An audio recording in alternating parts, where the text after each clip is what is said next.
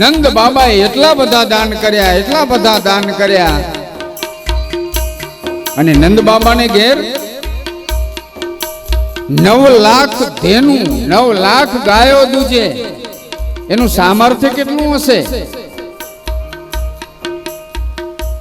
સાધુ સંતો બ્રાહ્મણો એને ખૂબ દાન આપ્યા છે. ગાયોના દાન, હીરા માણેક મોતીના દાન, અને યશોદા માં પણ મોતીનો થાળ ભરી આ સાધુને દાન આપવા માટે, એને ભિક્ષા આપવા માટે એ થાળ લઈને આવ્યા. લ્યો બાપજી, આ ભિક્ષા.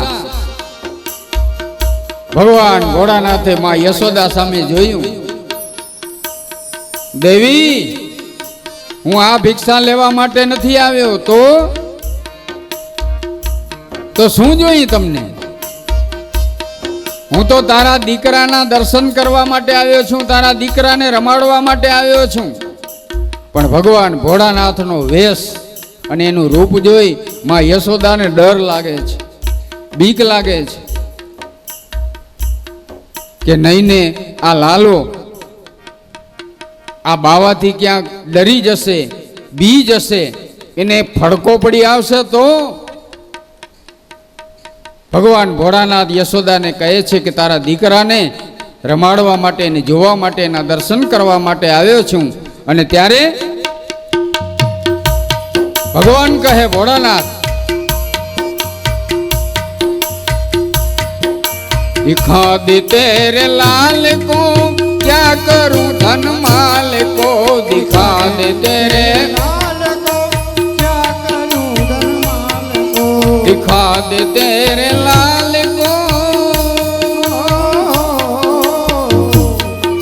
दिखा दे तेरे लाल को, क्या करूं धन माल को, दिखा दे तेरे मैया नंद लाल के दर्शन को आयो, मैया હું તો નંદલાલાના દર્શન કરવા માટે આવ્યો છું. હવે યશોદામાં એકલા છે. આ બાવો જીદ કરે છે એટલે માએ બધી ગોપીઓને બોલાવી કે અહીંયા આવો, આ બાવો માનતો નથી, એના લાલાના દર્શન કરવા છે. બધી ગોપીઓ આવી અને જ્યાં શિવનું રૂપ જોયું ત્યાં ગોપીઓ પણ ડરી ગઈ. ના માં,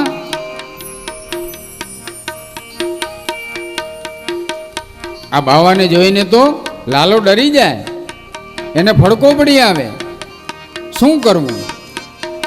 ભગવાન ભોળાનાથ મનોમન કૃષ્ણને પ્રાર્થના કરે કે પ્રભુ કંઈક કરો, આ મા મને દર્શન કરવા દેશે નહીં. એટલે કૃષ્ણ પરમાત્માએ યુક્તિ કરી.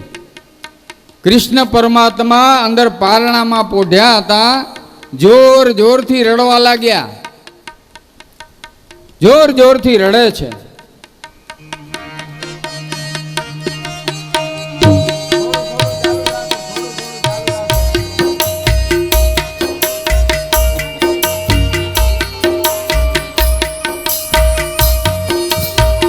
જોર જોરથી રડવા લાગ્યા.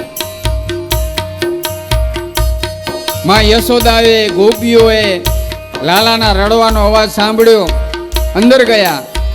છાનો રાખે પણ ભગવાન આજે કેમે કરીને છાના રહેતા નથી. માં યશોદાએ તેડ્યા, ગોપીઓ એક પછી એક વારા ફરતી તેડે, ઘૂઘરા આપે, રમકડા આપે, પણ ભગવાન કેમે કરીને છાના નથી રહેતા. આપણે ઘણી વખત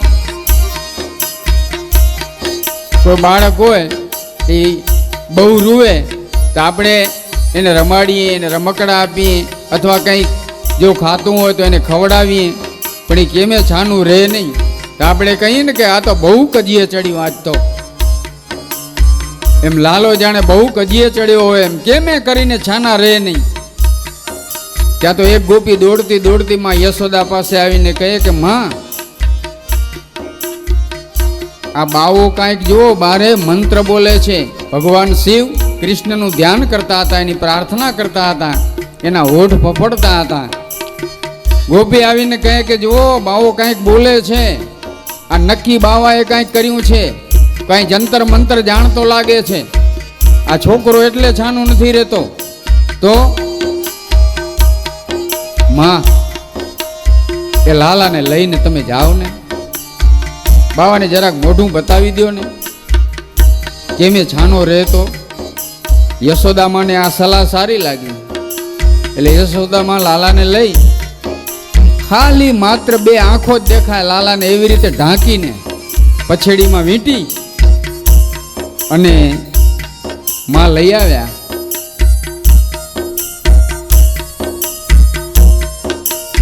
શિવની સામે આવી અને શિવથી ભગવાનથી થોડા દૂર ઉભા રહી, લ્યો બાપુ જલ્દી જલ્દી જોઈ લ્યો આને, એટલે હું ઘરમાં લઈ જાઉં. ભગવાન તો રડે છે. અને શિવે લાલા સામે દ્રષ્ટિ કરી, ભગવાને આંખ ખોલી, રડતા રડતા હરિ અને હરની દ્રષ્ટિ મળી, દ્રષ્ટિ મિલન થયું, બંનેની આંખ મળી. ભગવાન છાના થઈ ગયા. બધી ગોપીઓ બધા વિચાર કરે છે કે જોયું આ નક્કી બાવો અઢી અખરીઓ છે. આપણા વડીલો એમ કહેતા ને, આ બાવો નક્કી અઢી અખરીઓ છે. જોયું છોકરો છાનો થઈ ગયો. ભગવાન કૃષ્ણ પરમાત્માને પ્રાર્થના કરે કે પ્રભુ મને સંતોષ થયો નથી, મારે તમને રમાડવા છે. અને કૃષ્ણ પરમાત્મા ફરીથી રડવા લાગ્યા. યશોદામાં આ શિવને સાધુને પ્રાર્થના કરે કે બાપુ કંઈક કરો. શંકર કહે છે કે જુઓ આ તમારો દીકરો રડે છે ને, મારા ખોળામાં આપો ને તો છાનો થઈ જાય. બધાને બહુ ડર લાગ્યો, ભય લાગ્યો. તમારા ખોળામાં બાપુ તમારી બુદ્ધિ તો ઠેકાણે છે ને? આ નાનું બાળક અને આ તમારો વેશ તો જુઓ. ભગવાન ભોળાનાથ કહે છે તમે આપો તો ખરા. ગોપીઓએ માને સલાહ આપી, માં આપો ને. ભગવાન રડવા લાગ્યા ફરીથી પાછા. અને જેવામાં યશોદાએ શિવના ખોળામાં આપ્યા, ફરીથી ભગવાને આંખ ખોલી અને શિવ સામે દ્રષ્ટિ કરી. બંનેના હૃદય પુલકિત બન્યા, બંનેને આનંદ થયો. ભગવાન છાના થઈ ગયા. નથુદાન શું કહે છે અંતમાં? કનૈયા કો ગોદ લીએ આઈ નંદ રાની,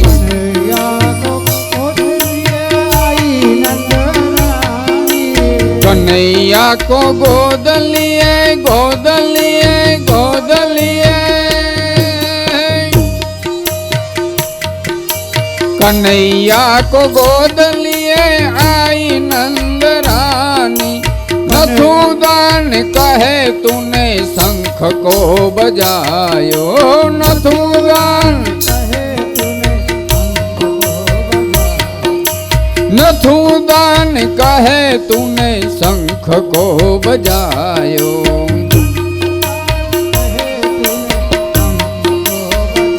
ભગવાન ભોળાનાથે શંખનાદ કર્યો.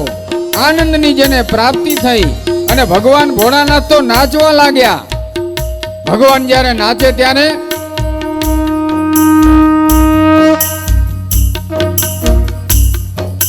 શૈલ સંગ સમ વિશાલ જટા ઝૂટ ચંદ્રમહાલ, शैल संग सम विशाल जटा झूठ चंद्रभाल, गंग की तरंग माल विषम नीर गाजे. हो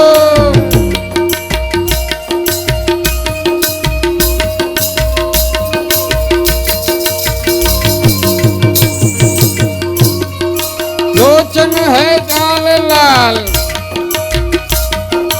चंदन है कोरी भाल, कुमकुम કુમકુમ સિંદૂર ગુલાલ ભ્રગુટી વાર સાજે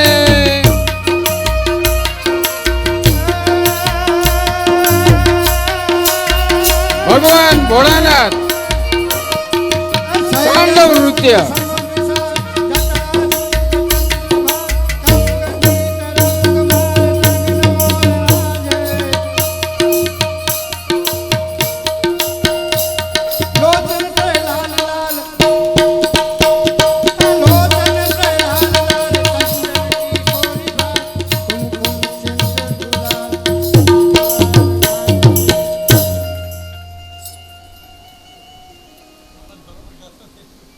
ભગવાન ભોળાનાથને ખૂબ આનંદની પ્રાપ્તિ થઈ છે.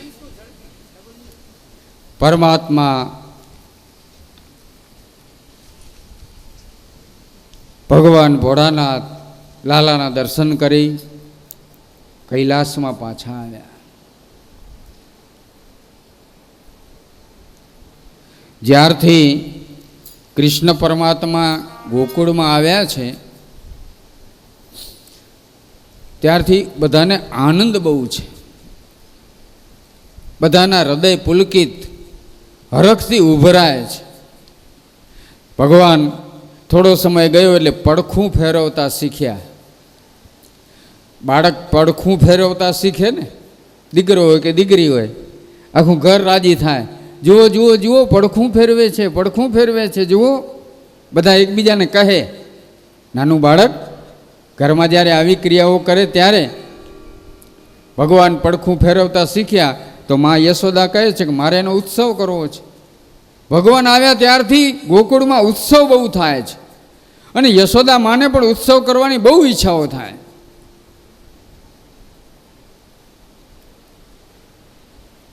હવે મા યશોદાનું ઘર આંગણું છે મોટું, પણ આખા બધા ગોકુળવાસીઓ જો ઉત્સવમાં આવે તો એ નાનું પડે. એટલે ગામની બહાર ઉત્સવ કરવા માટે નક્કી કર્યું, જ્યાં મોટું મેદાન છે, બધા ગોકુળવાસીઓ ત્યાં સમાઈ શકે એવી જગ્યાએ હવે બધા ગાડાઓ જોડી જોડી મઈ માખણના પાત્રો લઈ લઈ અને ઉત્સવ કરવા માટે ગામની બહાર આવ્યા. ગામની બહાર આવ્યા, ગાડાઓ છોડ્યા, બધા ઉત્સવ કરે છે, બધા ગાય નાચે. પછી બાળક છે ને બહુ વાર સુધી એ રહી ન શકે એટલે ભગવાન રડવા લાગ્યા. એટલે ગાડા નીચે ખોઈ બાંધી, વડીલોને ખબર હશે ખોઈ એટલે શું, એ ખોઈ બાંધી અને લાલાને ગાડા નીચે સુવડાવ્યા અને બધા પાછા ઉત્સવમાં પરોવાઈ ગયા. કંસે મોકલેલો સક્ટાસુર દૈત્ય જે ગાડાનું રૂપ લઈને આવ્યો હતો એ જ ગાડામાં ભગવાનને ખોઈ બાંધીને સુવડાવેલા ગાડાને શકટ કહેવાય. એ સક્ટાસુર દૈત્ય એને એમ થયું કે બસ હું જેની રાહ જોતો હતો અને જે સમયની રાહ જોતો હતો એ સમય આવી ગયો છે. એટલે સક્ટાસુર દૈત્ય ભગવાનને એકલા જોઈ ભગવાનને મારી નાખવા માટે એ મૂળ રૂપમાં જ્યાં પ્રગટ થાય ત્યાં તો ભગવાને પોતાના પારણામાંથી 2 પગ બહાર કાઢ્યા. ભગવાનને તો આટલું જ જોતું હતું, એ ક્યારે મૂળ રૂપમાં આવે. પારણામાંથી 2 પગ બહાર કાઢી અને જેવા એ ગાડામાં જ્યાં કને ખોઈ બાંધી હતી એને ગાડાના આગલા ભાગને ઉધ કહેવામાં આવે. ઉધ એમાં જોરથી લાત મારી ભગવાને. ગાડું આકાશ માર્ગે ચક્કર ચક્કર ચક્કર ફરતું ફરતું ફરતું ફરતું અને ગાડાના ટુકડે ટુકડા થઈ ગયા. દૈત્યનો નાશ થઈ ગયો. અને જ્યાં ઉત્સવ કરતા હતા જે લોકો, ગોપીઓ, ગોવાળિયાઓ, નંદ બાબા, યશોદા માં, એને ખબર પડી ગાડું દૂર હતું, પણ જેવી એને ખબર પડી કે આવું કાંઈક થયું ત્યાં તો બધા દોડતા દોડતા આવે, ગાડાના ટુકડે ટુકડા. પણ ભગવાન જે ખોઈમાં જે ઘોડિયામાં પોઢ્યા હતા ને એ ખોઈ દૂર પડી ગઈ અને ભગવાન તો એમાં રમતા હતા. જલ્દી જલ્દી તેડી લીધા. નંદ બાબા બધાને ઠપકો આપે છે, તમે છોકરાનું ધ્યાન રાખતા નથી, થોડું ધ્યાન રાખો. બધાને શાંતિની પ્રાપ્તિ થઈ છે. ત્યાર પછી